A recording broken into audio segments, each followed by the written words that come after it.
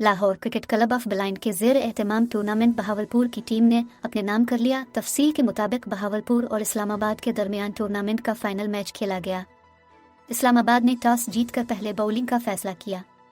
बहावलपुर ने मुकर्ररा 20 ओवर्स में 4 विकेटों के नुकसान पर 220 रन किए। बहावलपुर की जानिब से मोहम्मद राशिद ने सबसे ज्यादा 92 रन बनाए, जबकि जफर इकबाल ने 40 रन बनाए। अनीस और शाहजेब ने एक विकेट हासिल की। जवाब में इस्लामाबाद को 4 रन से शिकस्त का सामना करना पड़ा। इस्लामाबाद के मुती अल्लाह 104 रन के साथ स्टार बल्लेबाज थे और शाहजेब ने 36 रन बनाए। मैन ऑफ द मैच का एजाज मोहम्मद अरशद के नाम रहा।